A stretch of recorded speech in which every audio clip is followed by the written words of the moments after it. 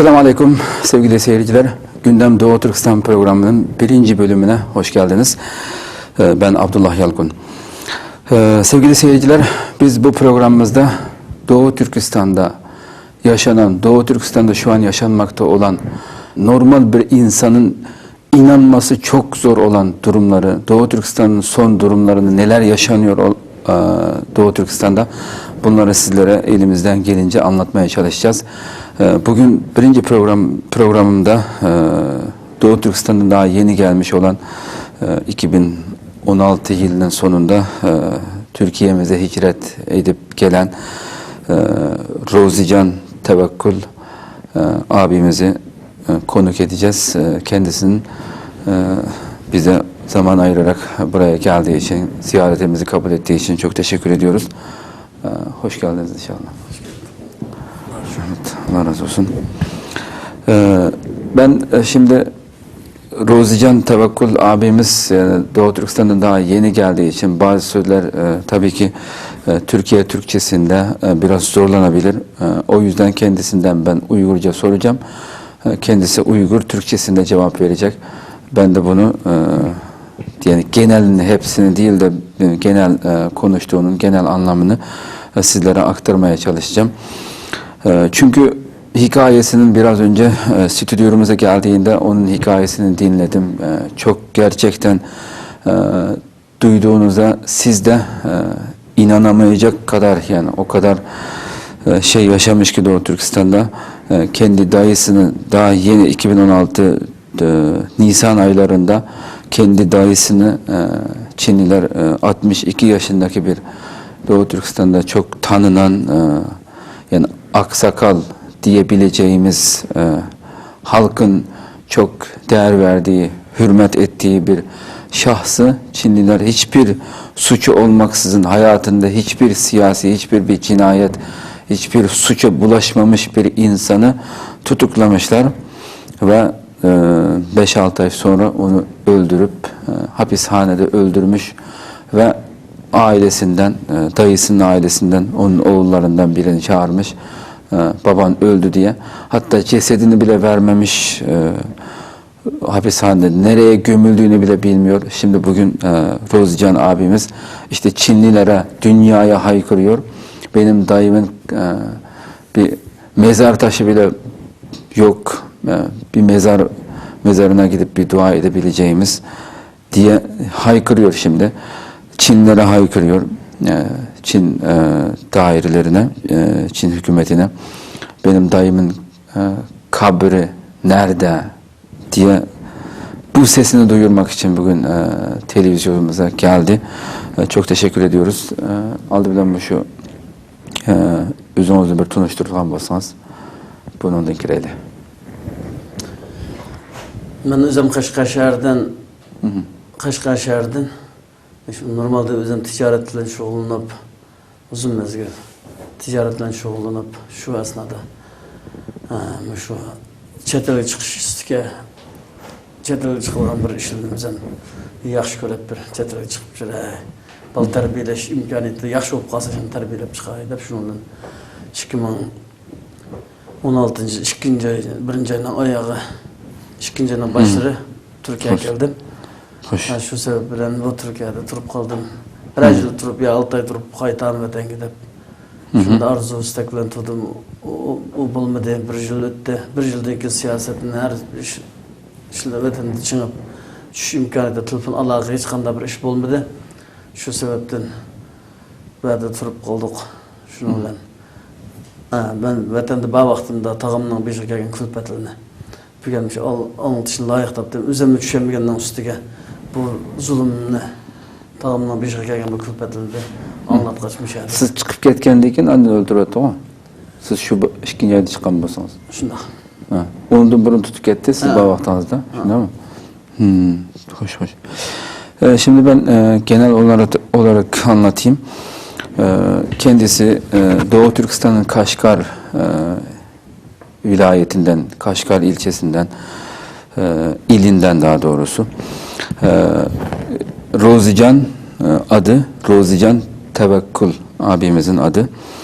Kaşgar şehrinde uzun yıllardır ticaret yapan, ticaretle uğraşan bir kişi olduğunu ve 2016 yıl Şubat aylarında Doğu Türkistan'dan Türkiye'mize geldiğini burada çünkü biliyorsunuz yani Doğu Türkistan'da yani çocukları İslami bir şekilde eğitmek, dini yönden eğitip bir Müslüman şeklinde eğitmek çok zor olduğu için kendisi de bu çocuklarını burada okutmak için burada kalıcı olarak değil de bir ziyaret şeklinde gelip Türkiye'yi bir göreyim. Çocuklarım belki burada bırakıp tekrar Doğu Türkistan'a döneceğim diye bu niyetle Türkiye'ye 2016 Şubat aylarında gelmiş ve şu ana kadar geldikten sonra da Doğu Türkistan'ın durumları gün gittikçe çok zorlaştığı, çok daha kötüleştiği için Doğu Türkistan'a dönemeyip burada kalmış yani. Devam edelim şu an. Onun kendinden şuna kılıp bir şey kıp kallamdı. Dekilemde bir kaytanması tikemde sebep Şarkı Türkistan'a. Hem ne biçim kaytanmalar ailelerden başka insanların tutup ketkenligini bildim o ya ki nime sebepten kaytanmalar? Kaytanmaslık sebep Mısır'dan bir sınırımne bir inimizne o iki akamның balası hem de bir akamның oğlu bir akamның kızı. Bu çıraylık Sizler kaçı kişi? Kaçı akfuka? Biz 6 akfuka. 6 akfuka tamam. Bir ağaçın bir sınırım 8 balaydı. Hoş. Şundan bu iki akamның balası bu Mısır'da yaxşı okup aşağıda davam etiyotgan o'qishni. Şundan yenip çöşde hepsiz bu vallahi biz tağısı olgan diken bizler şu hukumumuzun akılları olgan diken biz. Hatırcam bu manda hatırcam bulup oylagan akıllarımızda. Nem besim boldu şunun bilen darhal yeni düşünmesen bolmaydı o dep onu üçüp ketdi sınırımızdan inimizden. Onun haber bulmagan diken müşadın aeroportdan mağda Mısır'dan. Ulardan düşkende eken ya çiğman düştük ya ki bir turbatımızda bana bir haber alanmagan diken bu bir ensirep, bir ensizlik payda oldu bu. Okuyatkan, kanunluk bir okuyatkan kandaşlarımızın bir kılıp etkelse ben kanda çıkıt alayım ben kanda çıkıtım bu hükümet öz pasport becirip kanunluk Mısır'ı kanunluk Azhar Üniversitesi halkaralık bir mektep. Hoş. Kanunluk. Evet hiçbir kanun kılıp ya bir iş manda bir mektep hükümet tarafından yaman görülgen mektep emas da o mektepten çıkıp ketken hiç kanda bir iş karışıp ona kalgan balla emas. O balının bir bu gün kelgende biz nima bo'lib ketamiz zaten güçsek.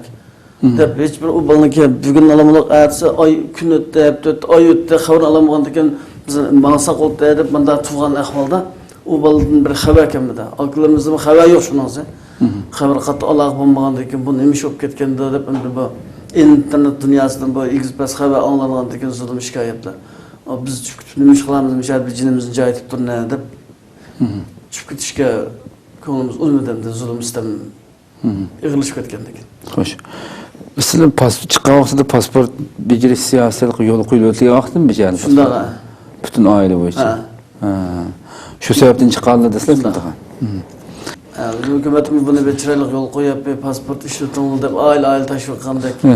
Malik komitet yazıq işlaqan malik bir pasport işletip hükümet acaba bir yaxşı siyaset qilib chet elni ko'rib bunda bir ziyorat qilib sayohat qilib chet elni ko'rib tushunadigan bo'lsa tuyg'ulan pasport ishlatib men biroz boladan biroz bir necha ay burun ishlatgan. Endi ma kan siyaset kelgandan bolalar ishlatinamda. Hem hükümet bir kan siyaset iç bergendiki. Hükümetin gibi yardım birimleri kesim ve aldığı bir çocuk oldu kemmezinde bu. Bunda bir kan siyaset kâga vakti bir pasportunu hep koyuna edip bu hükümetin ki ya çetelik çıkmış ama uçmayın diyen tozukma bir bilmedi okumda pasport işletti ok. Hemen yan çıkıp çırın dep hemşehrin bir okuşu oldu. Nerede olsa okandaki kanunlarda okumuş. Ceryanında bu vatenden onda düşüp ketkenliğine haber bulmagan dikemiz imkan bulmay düşmedik. Tamam, hoş. Sevgili kardeşlerim ben şimdi konuştuklarını bir genel olarak anlatayım. Ben sordum yani siz niye dönemediniz yani siz madem 2016 Şubat aylarında geldiniz burada çocuklarınızı bir eğitecek bir yer varsa bırakıp tekrar geri döneceğim diye gelmişsiniz. Normal pasaport alıp gelmişsiniz. Normal yoldan yani kanuni şekilde. Hatta bu arada en son sordum biz pasaportu nasıl aldınız? Çünkü Doğu Türkistan'da hep söylüyoruz ya pasaport verilmiyor, pasaport almak çok zor diye. Yıllardır zaten Çin bu politikasını yaptı ve 2015 Eylül aylarında Doğu Türkistan'da yani herkesin pasaport almasını böyle bir siyasetini yani aniden böyle bir siyaset yaptı Çin. Yani Doğu Türkistanlıların yani kırsal kesimindeki yani en ucra siz Doğu Türkistan'ın bir köyün en ucra kentlerine gitseniz bile hatta Çin yetkilileri eve girerek niye pasaport almıyorsun diye bu 2015 Eylül aylarında başlatılan bir siyaset. Yani bir yıl geçti ya geçmedi her şeyi kestiler. Bu bir yıllık siyaset içinde herkes pasaporttan yani yıllardır pasaport alamayan yani yüz binlerce dolar para harcayarak bile pasaport alma imkanına hiç sahip olamayanlara bile pasaport verdiler bu zaman. Yani Doğu Türkistan yani Çin öyle bir oyun oynadı ki yani halkımız bu oyuna da gelmiş oldu çoğu.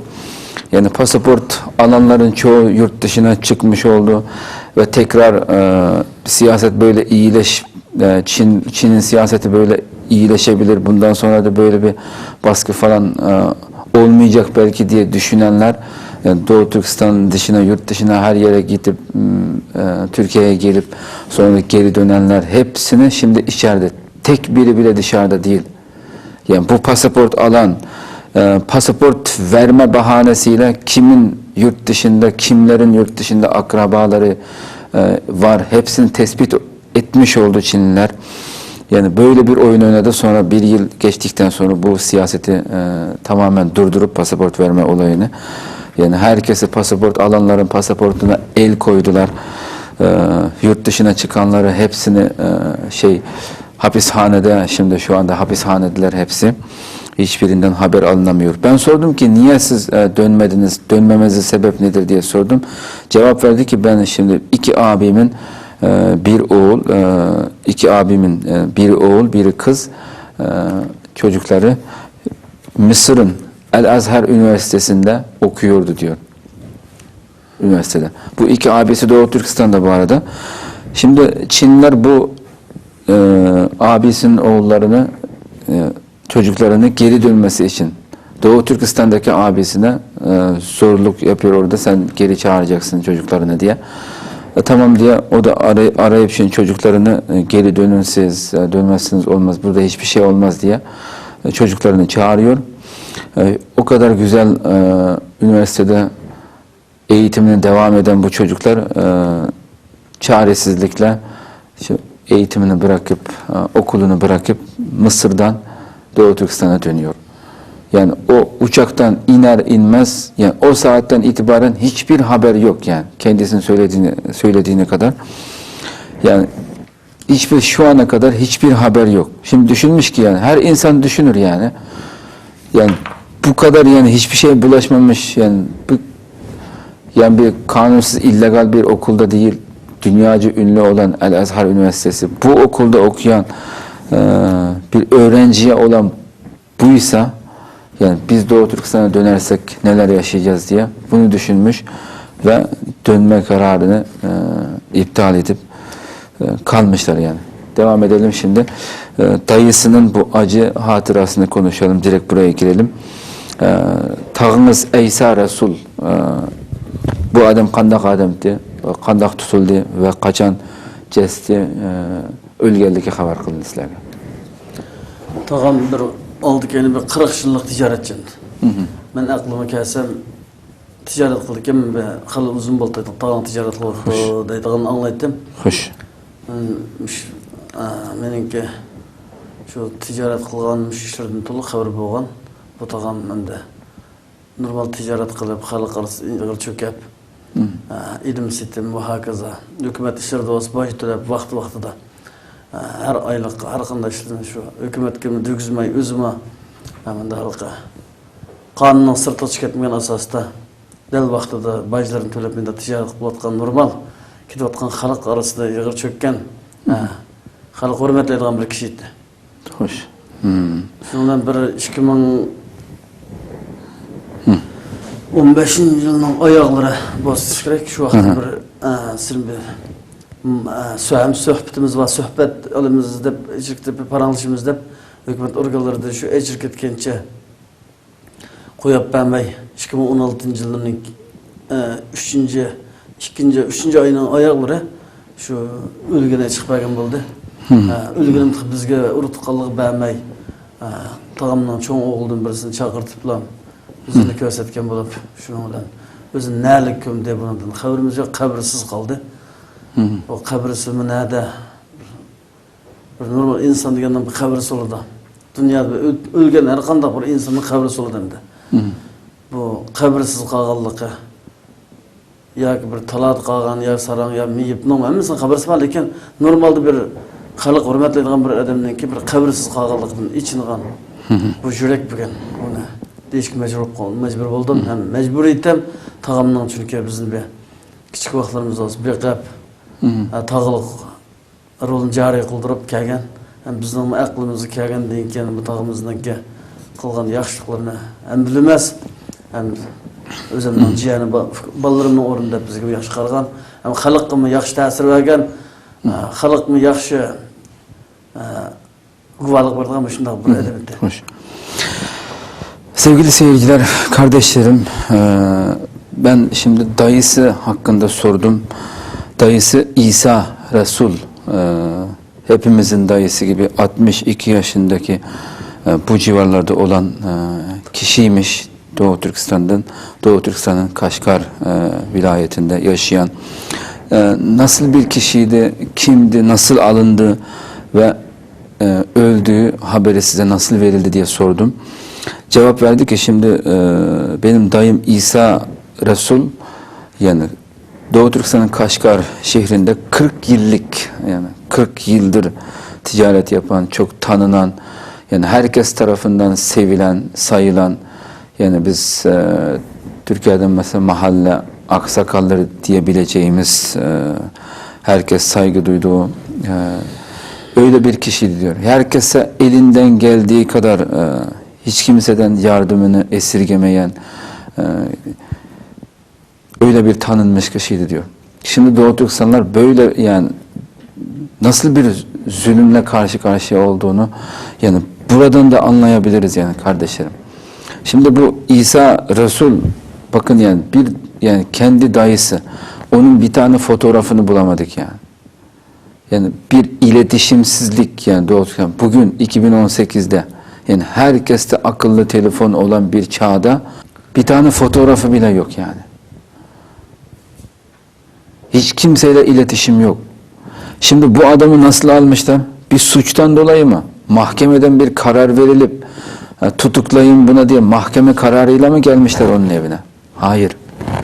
Yani gelmişler ki bu kadar sevilen, sayılan insan Doğu Türkistan'da bütün yani sistematik olarak, sistemli olarak Doğu Türkistan'da yani eğitimli olan yani Doğu Türkistan halkına, Uygur halkına zerre kadar faydası, zerre kadar iyiliği dokunabilecek herkes Çin'in birinci sıradaki düşmanı olarak nitelendiriyor yani Doğu Türkistan'da. Bakın hiçbir suçsuz bir kişiyi bu kadar yani yaşlı 62 yaşındaki bir kişiyi bir sohbet edelim diye götürmüş. Gelmiş ki mahkeme kararıyla gelmemiş. Sen şu suçu işlemişsin. Seni tutuklayacağız diye gelmemiş. Seninle bir sohbet ailesine gelmiş. Bir sohbetimiz var. Birkaç saat sonra çıkacaksınız diye götürmüş. 2015 Mart aylarının sonu. 2015 Mart ayının sonu. O zaman kendisi de Doğu Türkistan'da. Yani aradan 4-5 ay geçmiş bu tarihe göre. Yani gelmiş ki yani bu dayısının oğullarından birini çağırmış. Hapishaneye çağırmış. Baban öldü demiş. Baban öldü diye sadece o oğluna, ailesinden sadece tek o oğluna haber vermiş. Baban öldü. Yüzünü gör diye sadece bir kere yüzünü göstermiş. Cesedini bile vermemiş. Nereye gömdüğünü bile, onu hiç sesini çıkarmayacaksın diye sadece bu haber vermiş. Şimdi bu ailesi, Doğu Türkistan'daki zaten bu İsa Resul abimizin, bu büyüğümüzün hiçbir şekilde onun ailesindeki ne eşinden ne başka diğer çocuklarından hiçbirinden haberi yok. Şimdi bu Rozcan beyefendinin dediğine göre hiçbirinden zaten iletişim yok. Zamanında ben Doğu Türkistan'dayken bu haberi vermişti bizim ailemize diyor.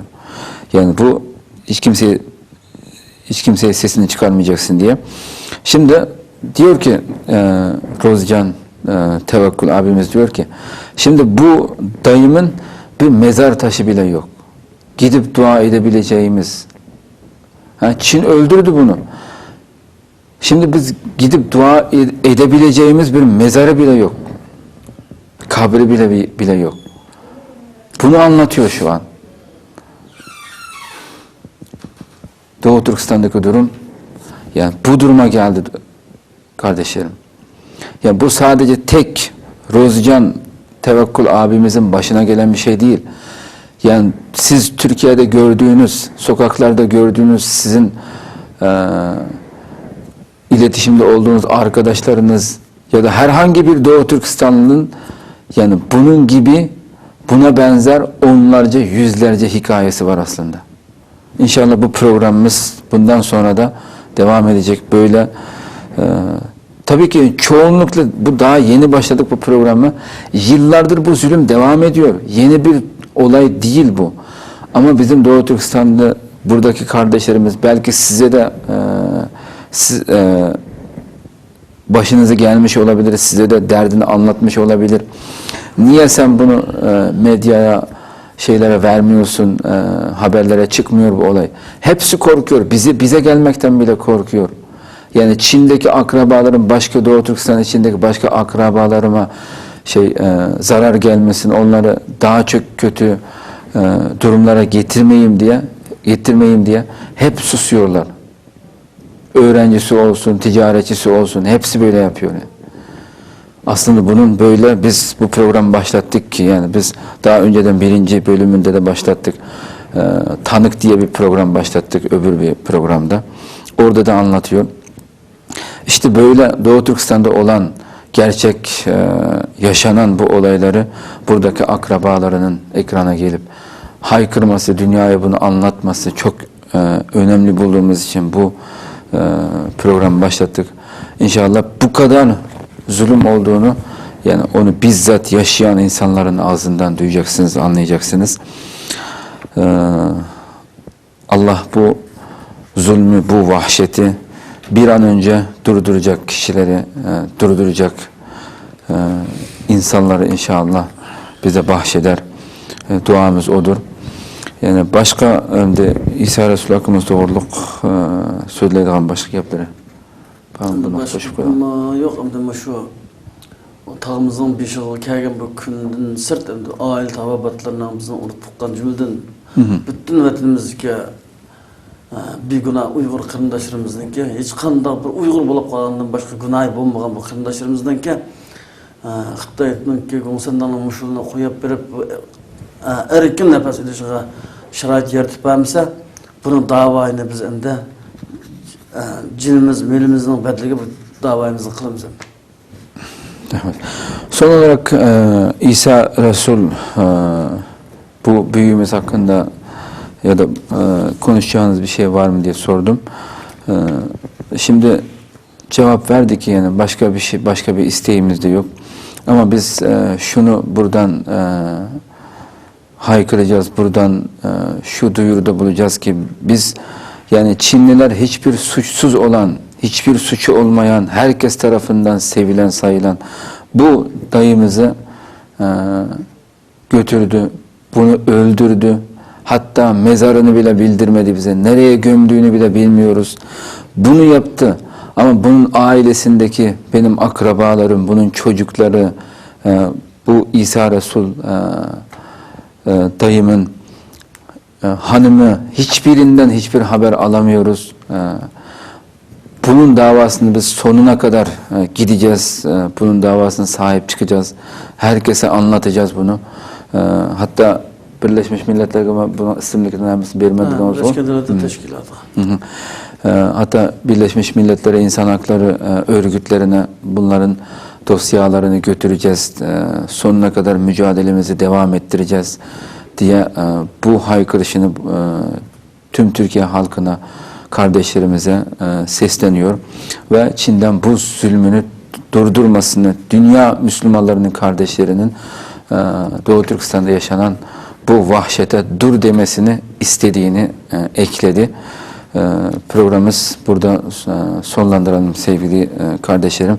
İnşallah başka bir programda yeni olaylarla sizinle karşılaşmak dileğiyle görüşmek üzere. Sizi Allah'a emanet ediyoruz. Programa katıldığınız için çok teşekkür ediyoruz size de. Rahmet Allah razı olsun. Esselamu Aleyküm ve Rahmetullahi Teala ve Berekatuhu.